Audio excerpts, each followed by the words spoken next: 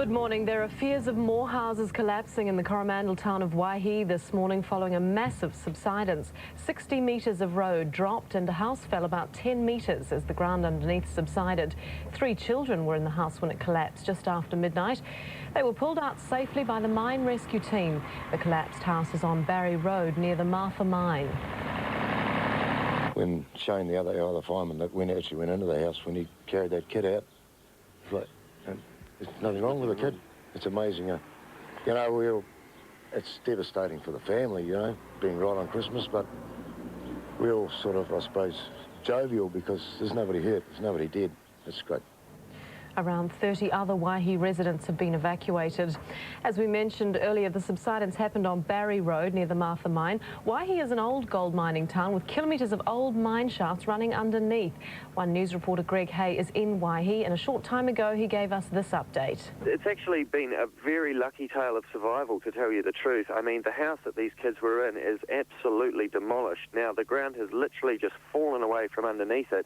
And the firemen who went down there and pulled these kids out said they're absolutely amazed that anyone came out of that house alive. The hole is certainly what you'd call substantial, probably, about 20 metres by 20 metres is its sort of length. But the problem is it may be getting bigger as the day goes on. There's a couple of houses which are literally precariously perched on the side of the cliff. And a couple of the firemen and people around here have told me that they're expecting those to go literally any minute. So this is certainly a hole which is on the move, for want of a better phrase. Mike, it is 10 minutes past 7. Well, the folks of Waihi won't forget today in a hurry. 60 metres of road and a house have collapsed in Waihi in the Coromandel, and up to 3 other houses are also in danger. Police say the house in Barry Road sank into a hole that opened up just after midnight. 3 children in the house were pulled out safely by the fire service. Now, around 30 other Waihi residents have been evacuated. Waihi, of course, is an old gold mining town with kilometres of old mine shafts running underneath it. Now, Police Inspector Alan Shearer, he's in charge of this particular operation. He is with us. Good morning, Alan. Good morning. Well, how big's the hole, and in what danger are the other houses close to it? The hole's probably about 50 metres round. It's probably 15 metres deep. And there's 2 houses close by that are probably in danger of, if there's any further subsidence, falling in. And there's nothing you can do about them? You've got the people out, you're just going to wait? Yeah, we just have to wait and watch, basically. Did this thing open up or just come slowly? I mean, do we know it was coming or not? There's no prior warning other than the house starting to collapse. The house is on what they call the Royal Vein, which is an old vein that was responsible for some subsidence in 1999. We have now cleared or evacuated the area around the Royal Vein, and we're quite sure that there's no other people or residents in threat or danger of being affected by this current collapse. How big is the cordoned off area? It's approximately 150 metres around, or probably 200 metres around where the collapse or subsidence has occurred. And involving how many houses? 12. How many houses, sorry, Alan? Yeah, probably 12 houses it affects. What's your assessment of the risk at this point? Is this land stable or is it still moving? Well, I can't really say. I'm not a geologist or a engineer. It appears to from observing it seems to be fairly kind of stable at the moment. But we're having engineers assess it right now, and they'll be coming back with an assessment later on this morning to tell us what the situation is. So the people who've been evacuated have no idea when they're going to get back? No, we can't make that decision as yet. Who is there and what are they doing apart from the engineers? We've got the council. Obviously, that the engineers are from the council and they're waiting for that assessment. And reporter Greg Hay's been in Waihi since early this morning. Greg, what's happening at the scene now? Well, Kate, they've got engineers there now, both from the council and the local mine, who are going over the scene, trying to establish just what sort of state it's actually in.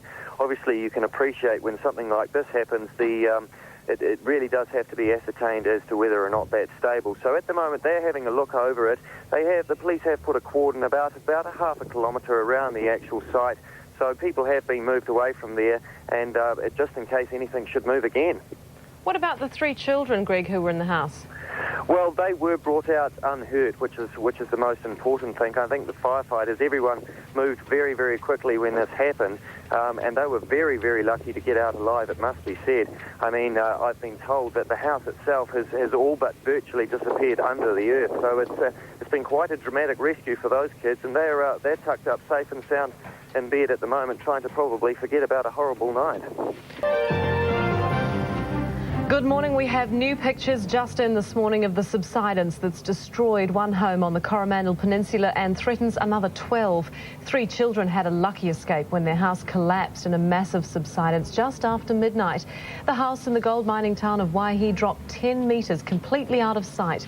60 metres of Barry Road, just opposite the Martha mine, was also swallowed in the subsidence. The 3 children were pulled to safety by firefighters. These pictures, shot from the Westpac Trust rescue helicopter, show the extent of the slip. There are a number of other houses on the brink of the subsidence. 12 homes have been cordoned off and around 30 people evacuated. Well, One News reporter Greg Hay is in Waihi right now and he's on the phone. Greg, I understand you've just been talking to Patricia Cornthwaite, who lives in a house that rests on the edge of the subsidence. What's it been like for her? Well, as you can well imagine, Kate, it's been a very traumatic night for Pat. She's lived in her house for 52 years, she told me, and she said she was reading a book, all snuggled up in bed, and shortly after 12, it sounded like, she said, 100 Harley-Davidsons came roaring past her window. She didn't know what was happening, thought it might have been an earthquake, jumped out of bed, and her neighbour was flapping his arms and literally had to pull her out the window because, obviously, as the house next door to Pat's fell away, all her windows and doors jammed up, and she was lucky to get out, and her house is unfortunately on the verge of falling into the hole itself. So it's been a traumatic night for Pat, but she is certainly in good spirits. Like a lot of the people here in Waihi, it's been a very, very unusual night to say the least, but in true Waihi spirit, they are all battling on quite admirably.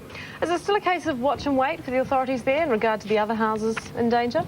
Well, it is really, Kate, because, you see, no one really knows how far this thing is going to go. There's been a lot of rain, as we all know, lately, and but, you know, we just don't know. There are engineers poring over the scene, but the police tell me that they think they've got the area stabilised. They don't think anything else will happen, but, you know, when something as unusual as this happens, you can't count anything out, really, can you? So it's watch and wait.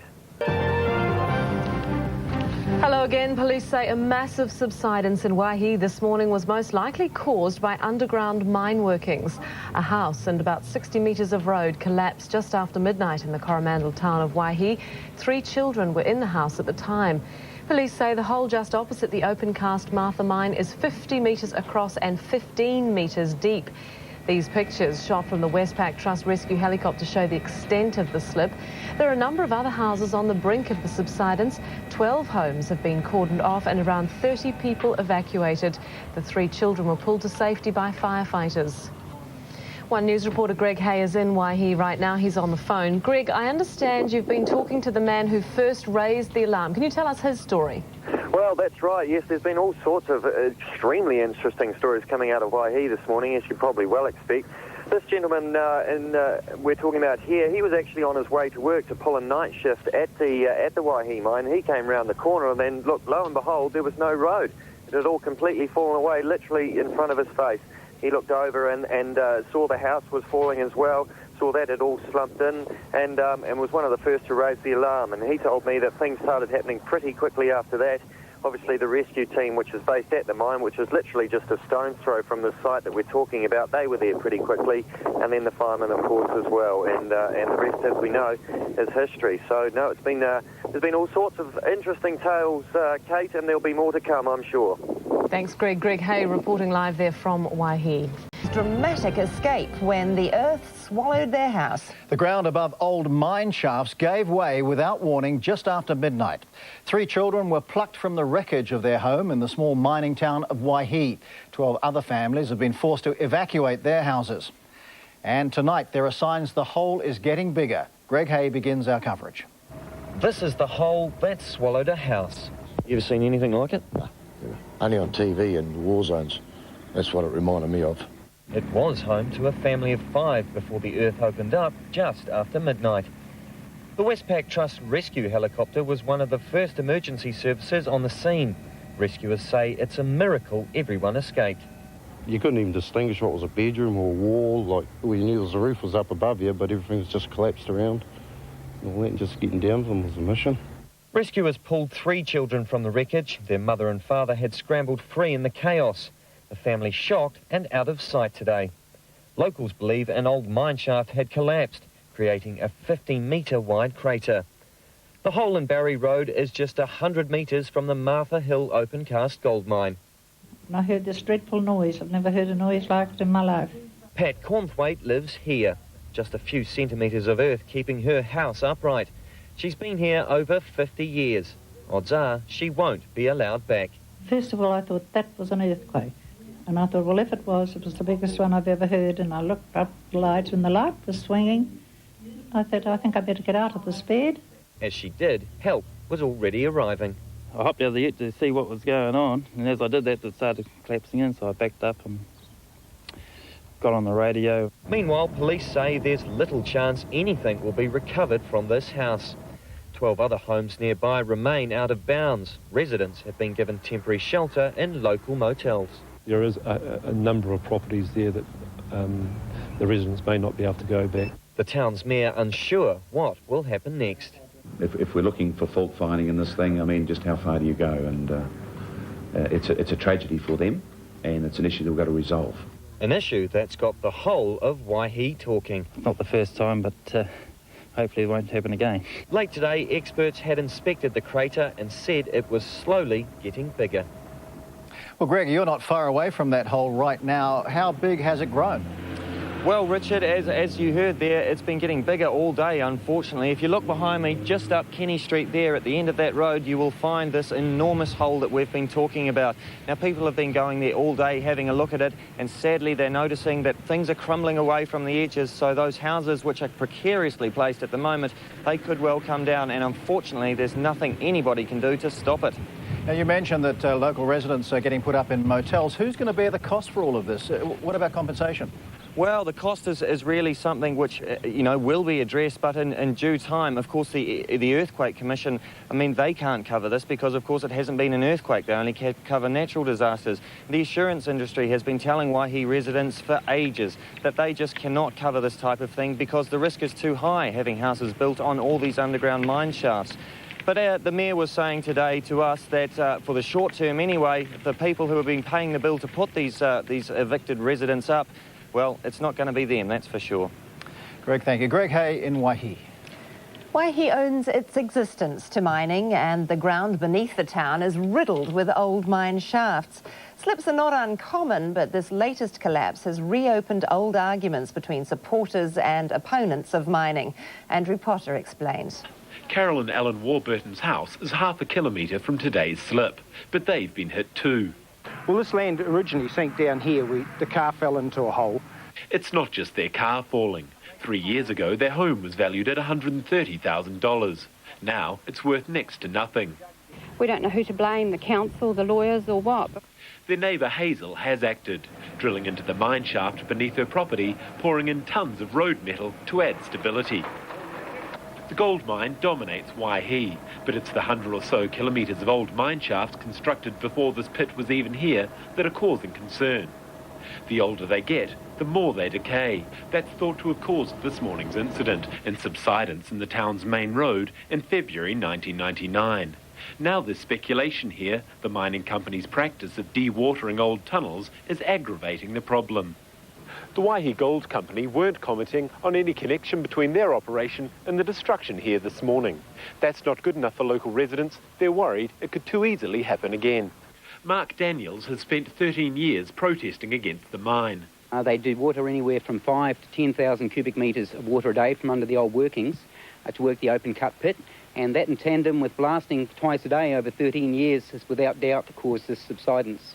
The local council says an inquiry into the 1999 slip found the Waihi gold mine wasn't to blame. They had no evidence to suggest that dewatering or the present operation adversely affected that royal workings to the extent that it caused that subsidence. But Waihi's local MP doesn't agree. I find it very hard to believe there is no connection, but I'm not a geologist or an engineer. Locals say any move against the town's largest employer will kill Waihi. No, we can't do without the gold mine. We need the gold mine. I'm a businessman. Without the mine, we're gone. The local council expects to get a preliminary report into the collapse in the next few days. Andrew Potter, One News. A government inquiry into the 1999 collapse at Waihi has been extended to include this morning's cave-in. 3 kids in the house narrowly escaped with their lives. 2 other houses are teetering on the brink of the hole, and residents have been evacuated from 20 other homes. The hole's been created by the collapse of old derelict gold mine tunnels that weave for 100 kilometres beneath the town. So this is the hole tonight. We should have a shot, yes, from a helicopter. It is spreading, it is getting bigger. These are live pictures from a helicopter, which is just beyond the no-fly zone that's been imposed around Waihi. In the helicopter, we have Homes reporter Peter Cronshaw. You can see now the shot of the house that's been swallowed into the hole. The car there on the right of your screen, teetering on the brink also. Peter, what is happening in Waihi this evening as we speak? Well, the area is still cordoned off. It's extremely unstable. It's very dangerous. It's hard to believe, but inside that hole is a house, a shed. I think there's 3 cars, a van, 2 caravans. It's amazing. 3 kids were in that hole. They all escaped virtually unscathed. The worst injury was a crushed finger. I mean, Pete, looking at that shot now, it seems extraordinary that anybody got out alive, doesn't it? It's amazing. I mean, the chances of actually getting out of that alive are miraculous. I mean, the whole house is just a ruin. It's just twisted, mangled, yet somehow those kids got out, which is nothing short of a miracle. A good miracle. We needed one this week, I tell you. So the hole is getting bigger. How is that happening? It's just crumbling away at the edges, is it, through the day? Well, what happened was basically when the big event struck, the surface area collapsed about 15 metres directly into a shaft called the Royal Vein. Now, what's happening throughout the day is the edges are crumbling away. Now, that is seriously undermining 2 houses, which are now toppled on the edge. And it's pretty much only a matter of time before they also collapse into the hole. Now, these are the houses we're seeing here. We're over the top of... Sorry, Peter, these are the houses we're seeing here beside it. One to the right of the fence and one directly behind the house that are under threat. You can see the house with the brown roof there. The 2 houses with the brown roof. Now, both of those houses are expected to actually collapse into the hole. Not immediately, it's a gradual process, although the one closest to us on screen is probably, I would say, about 10 metres of that has nothing underneath it. It's just balanced there. So that's going to go, it's just going to take a bit of time. The area is riddled. I guess we could think of it as a sort of a honeycomb sort of effect, couldn't we, with the old tunnels underneath. Actually, as you look at the shot there, you can see that house is really hanging out to dry there. Anyhow, Pete, the area is riddled, isn't it, with tunnels? I mean, does anyone have any idea how far this is going to go? The short answer to that is no. No one knows. We don't know whether the edge is just going to fall away and then it's going to stabilise, or we don't know whether 100 metres further down the road, another area is going to be swallowed up. It's a big it's anyone's guess. There is no easy answer here. And it's not the first time there's been serious subsidence here. It's actually the 3rd time. I think the first time was in 1962. The second time was in 1999. And today's is the 3rd event. They've all been into the Royal Vein, the same vein, and clearly it's unstable. Peter Cronshaw, live from Waihi. Thank you. Well, Peter's been in Waihi all day. He's been with the neighbours who were pulled from their houses as the ground collapsed around them.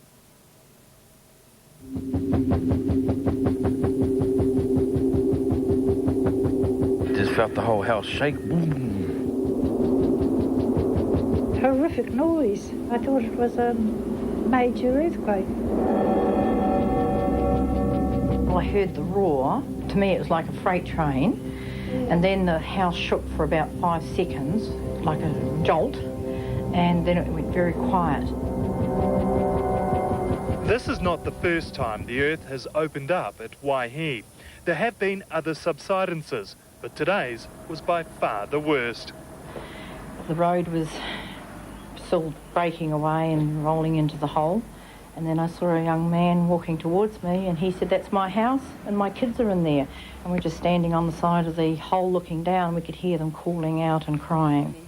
Today's subsidence has stirred many bad memories in the small community.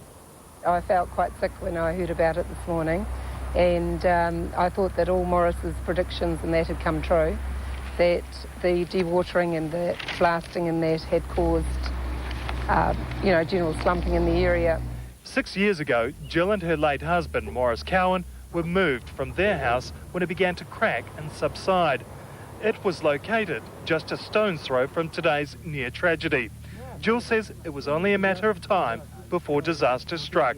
And I think that they are going to have to do something for the people, because I think this may be just the start of it all. I mean, I'm not an expert, but I just feel that once it has been going on since the early 90s, slumpage in that area, and I just feel that until they sort of do something about it, it's going to continue.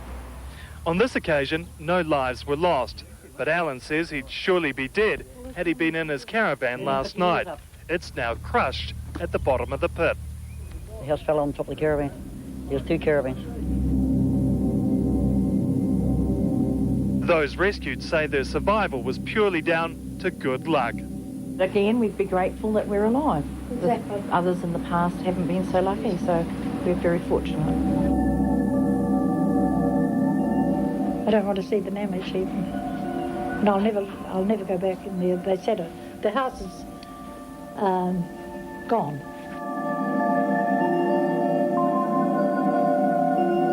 So joining me now near the hole is local Mayor Basil Morrison. Basil, a tough day. Yes, I've had better days, Susan.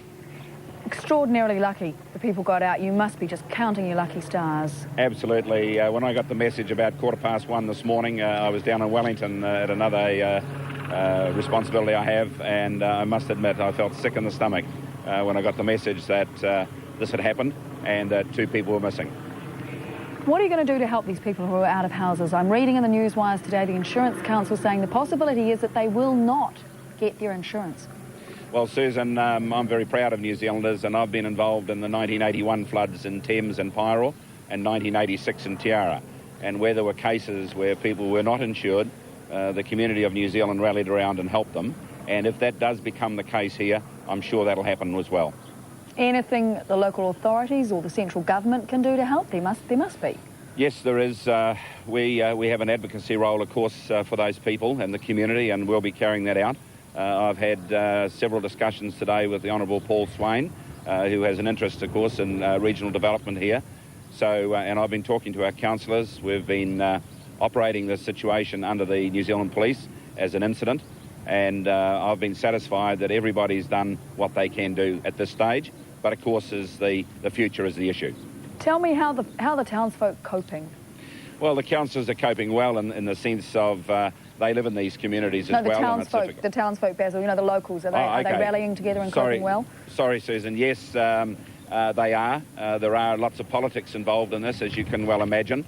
This is the 3rd such incident that appears to relate to the royal vein since 1962. But the community is strong, and it's an issue we'll work through. So what are you going to do about the royal vein? I know there is an inquiry underway at the moment. I know it's missed its deadline and it's due to report in February again. Yes. But, if I was a resident in Waihi, I'd be thinking, it's happened 3 times. What are you doing to fix it? Well, the first thing we've got to recognise, Susan, is that whilst we've got a lot of old underground workings in Waihi, some of those workings are 1 kilometre or more below surface level. And this particular stope is one of the stopes that is nearer the surface and has resulted in, it appears to be, 3 subsidences. Now, the issue that we've got to deal with is how do we affect those people's lives that have been disrupted and put at risk. And it may require all sorts of things to take place in regards to relocation, shoring up the present subsidence, and those things we've got to work through with the engineers. Any idea where it will stop? I mean, I read you on the wires today saying you thought it would be a specific area, but I wondered what you were basing that on. Well, we're basing it on what has happened with the 2 previous subsidences. They tend to go to a natural funnel existence, and we suspect that this will happen again here. The weather has been awfully wet. Has that been a factor, do you think, at this early stage? Well, I don't believe so in this instance. In 1999, when we had that the second subsidence, we had consultant engineers prepare a report for us, and they identified that, there was nothing that they could identify that related to the present-day workings of the present mining or any particular weather pattern at that time. What is the plan for the next few days? We're looking at the picture. We're looking at this house that looks like it is about to, it looks like it's not far off teetering into this hole. Our first priority is the people that have been evacuated from their homes. And I had or myself and the councillors had a meeting with them at 2 o'clock this afternoon. We'll meet with them at 2 o'clock tomorrow afternoon. It's critically important for all of us that they be kept up with what's happening as we work through the issue. Sure. But Finally and briefly, I mean, where does the buck stop? Who's responsible? The Crown for issuing these licences 100 years ago? Who's responsible? Well, Susan, they stopped mining there 9 years before I was born, so some will still blame me for it. But the reality is, I guess the state has a responsibility, but I don't want to preclude any other issues, and we need to work through that very, very carefully. It won't be a quick fix, but the critical thing is safety immediately and, of course, looking after those people that have been evacuated. Basil Morrison, best of luck for the next few days as you work through this. Thank you very much. Thank you. Burden facing some of the residents of the small Coromandel town of Waihi became apparent today when they were told they may not be able to go home for at least a month. Their homes lie close to the one that was destroyed yesterday when a hole opened up in the ground at the site of an old gold mine shaft. A family still in shock but thankful to be alive. The 3 children, aged 7, 10 and 11, were lucky to escape unhurt after their house was swallowed up by the mine shaft. Today their mother kept a close check on them. An emergency committee met in Waihi today and the mayor urged them to concentrate on the evacuated residents rather than who's to blame. Our focus is, at this stage, as a council, on our citizens and their time of need. The issue of who, what and why and who are we going to hang for this will no doubt be debated and will be something for the future. How far off that is, I'm not sure. Police today tried to allay the fears of other Waihi people who say they're scared to live in their houses because they don't want to wake up in the morning in a hole. Other than the houses that were evacuated in Barry Road and the surrounding areas of 13 houses, there are no areas in Waihi that are at risk of collapsing, of subsidence. Nevertheless, even Waihi's fire station has its own crack meter on an outside wall. Now the emergency committee is trying to fill in the cracks with some alternative accommodation for the evacuated residents. We certainly see that happening as things are developing and become clearer to us. It could be for some time. Now that's complicated by the Christmas period. Present-day Waihi is paying for the mining methods of the past, the tunnels and the mine shafts. Today, the house in the hole is stop sinking and been well and truly fenced off. But it'll be weeks, not days, before the collapse is cleaned up and the hole is filled in. Bob McNeil, 3 News. Kia ora, good evening. The Waihi Gold Mining Company has temporarily suspended operations at its Martha mine following today's collapse of an old mine shaft. About 25 residents of the small Coromandel town can't go home tonight, forced out by the collapse. It happened just after midnight when a huge hole opened up in the ground, swallowing one house and leaving another teetering.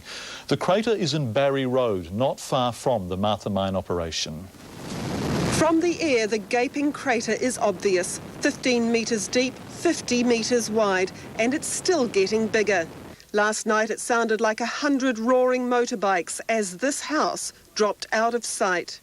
The parents escaped and climbed out of the hole, only then facing the fear, where were their 3 kids? Bit of a rumble and a crash and everything was coming down around us.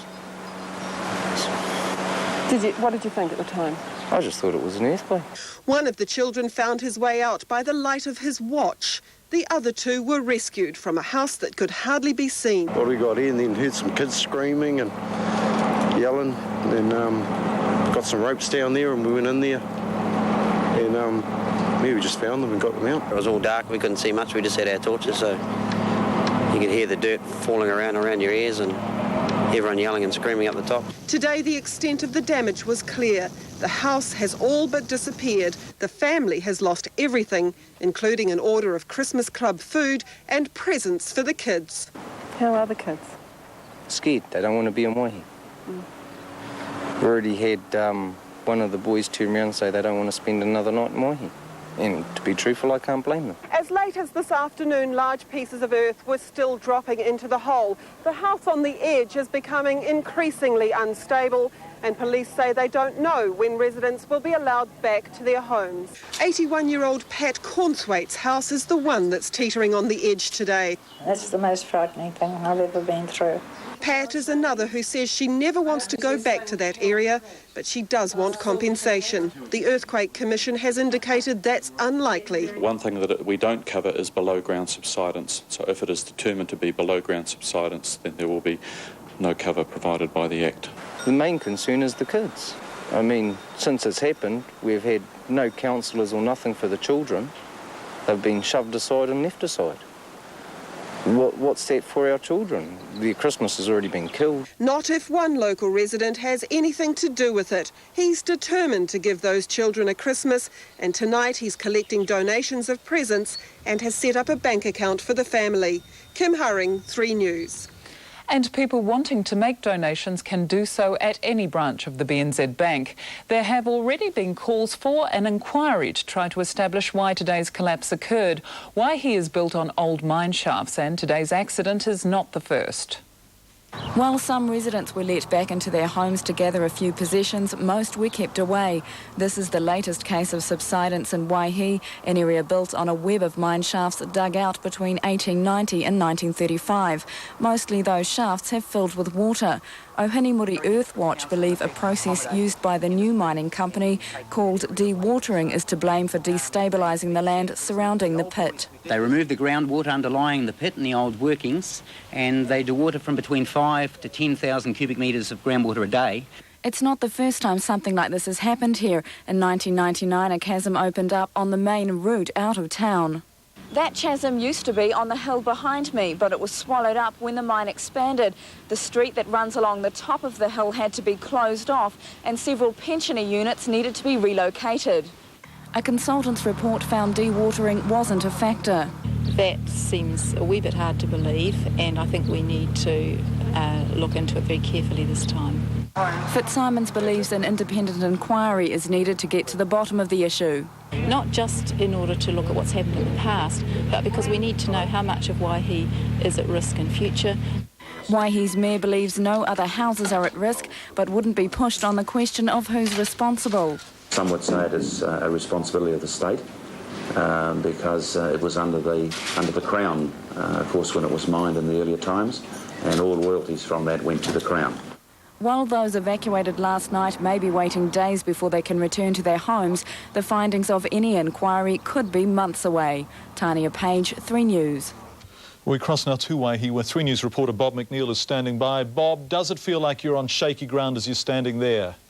Well, it does a little bit, John. We're about 20 metres away from the subsidence. It's just over there behind me. In the ground here, there's a crack in the road, but it could be anywhere in Waihi because the town is set on a maze of mine shafts and tunnels. The tunnels come from the old miners who, when they struck a vein of gold, they followed it for kilometres. One of them goes 3 kilometres out of town. Another tunnel, they tell me, comes out at Waihi Beach on the east coast over there. So I guess you could call it shaky ground, but they're used to it here. They told me today that a hole appeared in this area on Monday, but it took 2 days for the old mine shaft to collapse. Bob, we've heard from some of the people directly involved in this disaster, but what about the rest of the people in the town?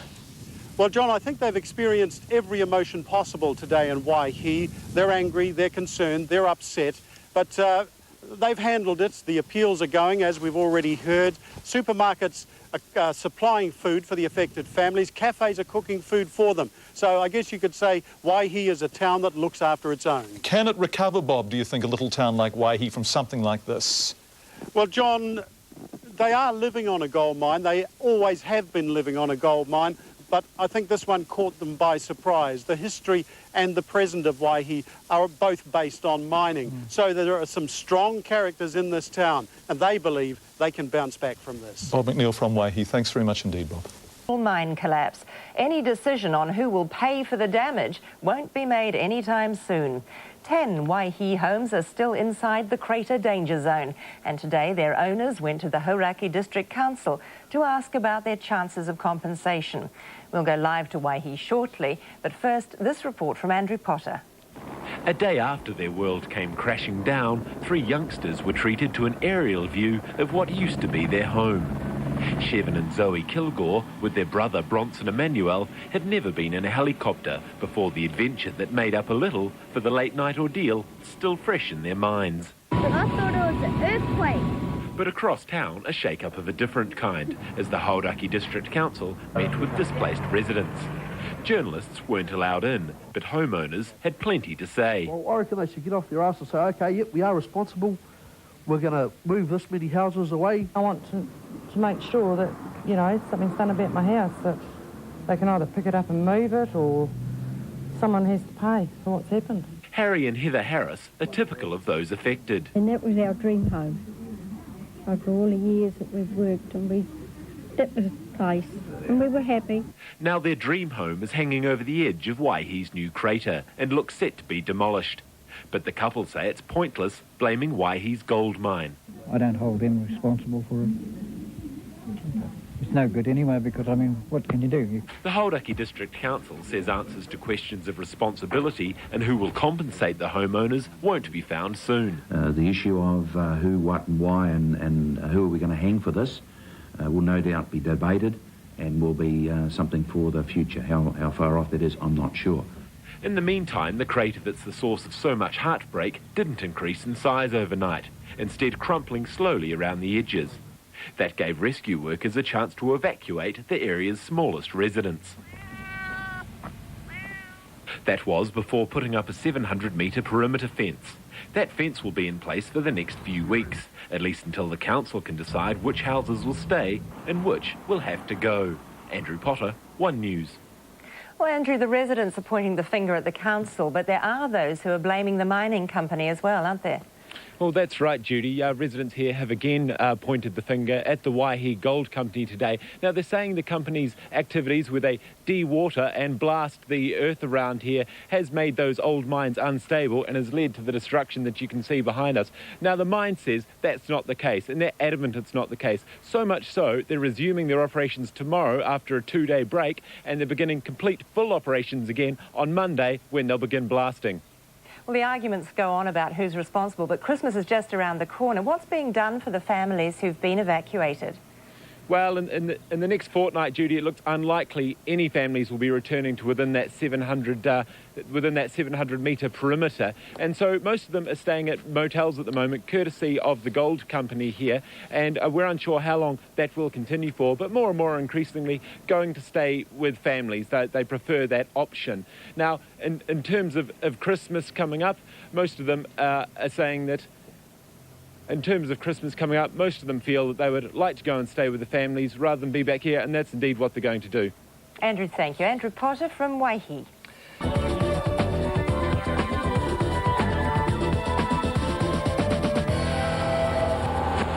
Tonight on Homes, Zoe, Charvet and Bronson talk about being swallowed up by the Waihi sinkhole, how their house was crushed and how they crawled to safety in the dead of night. So sad because I was about to die. But you didn't. You're lucky. Yeah. You haven't been allowed to get anything out? No. Nothing at all? No.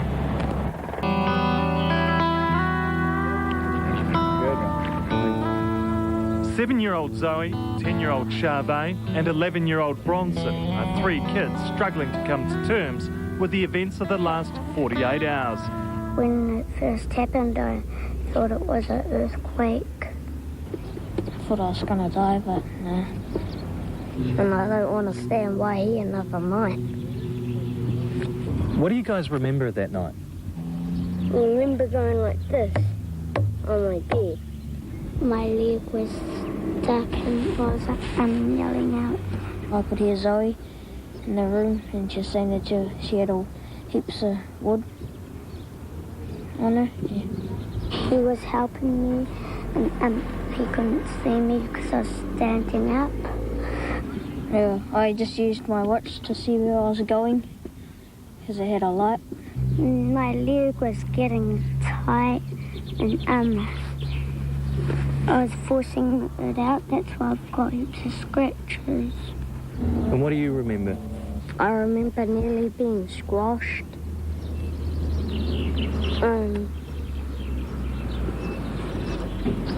And I seen a light outside. Then a man came and helped me out. A lot of noise? Like, what can you remember hearing? Cars, alarm, people yelling and screaming. And that's really about it. This is what they walked away from. Locals say it's a miracle none of the children were killed. All three escaped with bumps and bruises and minor scratches. Just one up here. That's it? Yep. And you? Heaps. Heaps? Bruises? Yep. Yeah. Your worst injury? And my finger. You see? That's it? Yeah, I just woke up. So I thought the finger was bleeding and... Pretty lucky. Very lucky, in fact. Yeah, but it's hard getting out of the house. Oh, because that would have been throbbing and... Ouch. It's okay now? Oh, no, it's stinging. Stinging? Right now. The children's home is still cordoned off. They haven't been back, but they were keen to see it by chopper. What do you think? Cool. Holy moly! But I'm so sad because I was about to die. But you didn't. You're lucky. Yeah. Have you been able to get anything out? No, we're not even allowed near it. You haven't been allowed to get anything out? No. Nothing at all? I miss the house a lot. The kids escaped with their lives, but they lost their clothes, their toys, their bikes.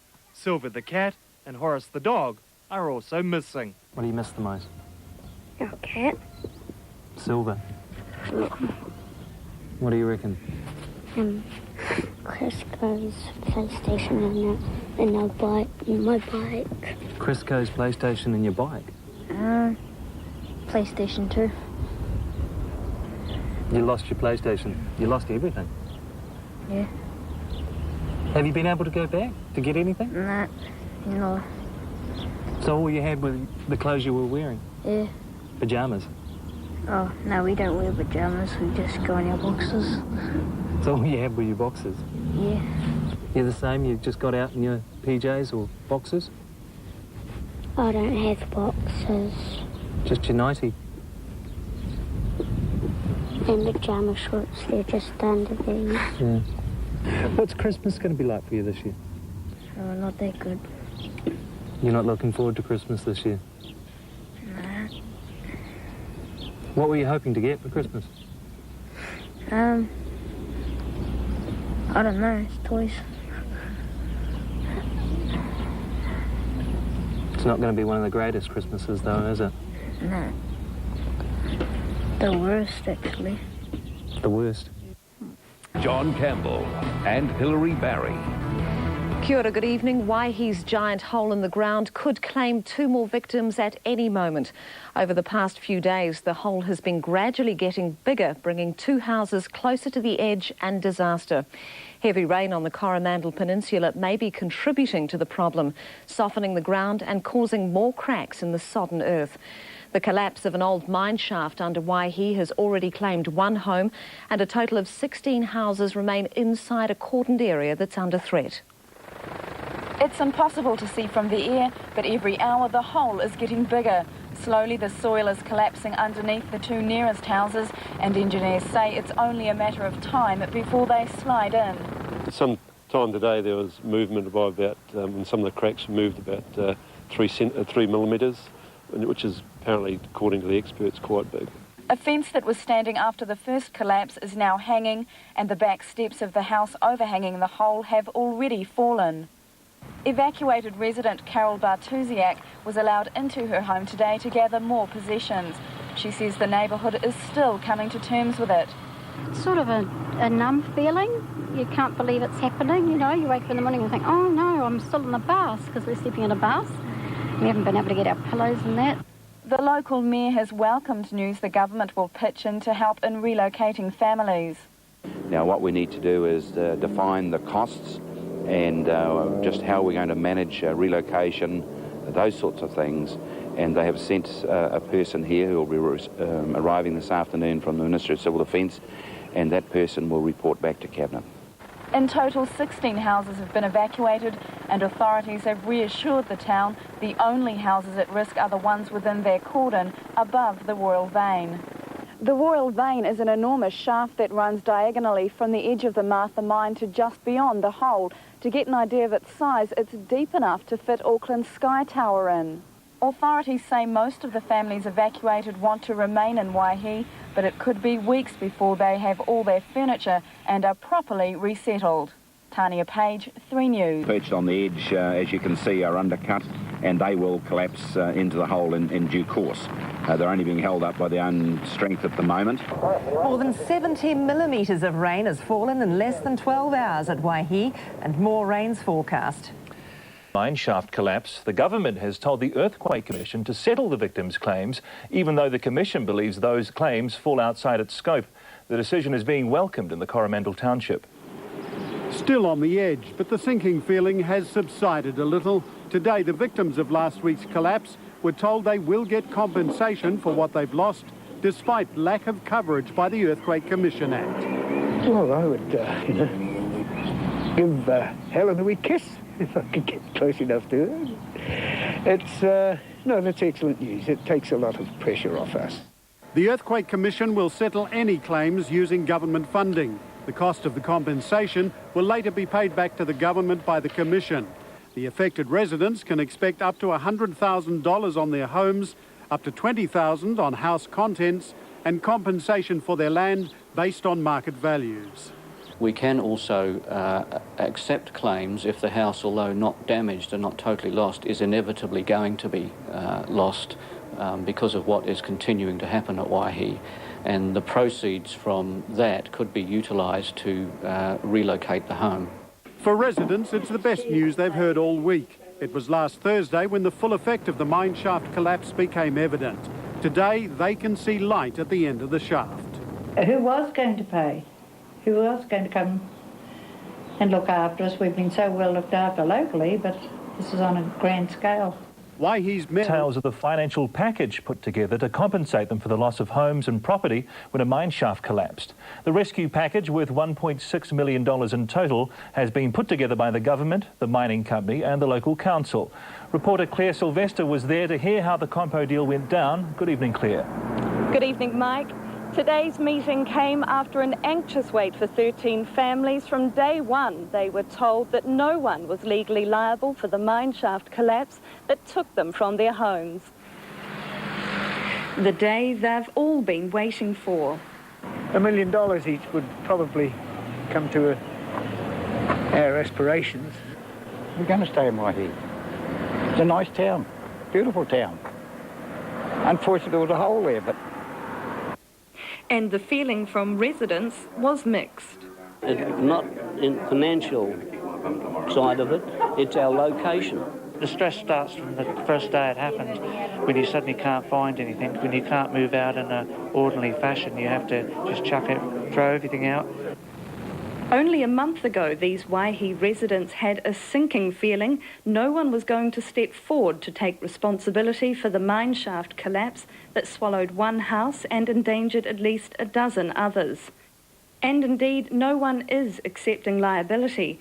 But at a meeting today, residents were told that with a bit of persuasion from the local mayor and the government, the Earthquake Commission has come on board. The total amount we expect will be around $1.3 million. The way that will be divided up amongst the residents concerned will depend on the replacement value of their homes if they've been damaged, or the relocation, cost of relocation if they can be relocated, plus the market value of their land.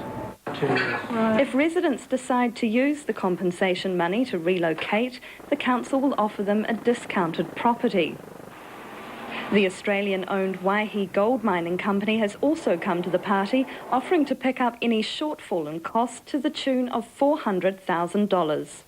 Well, when I started off, I had very little. In fact, I didn't have EQC, I didn't have the government, I didn't have local government, I didn't have the gold mining company. I didn't have the insurance companies.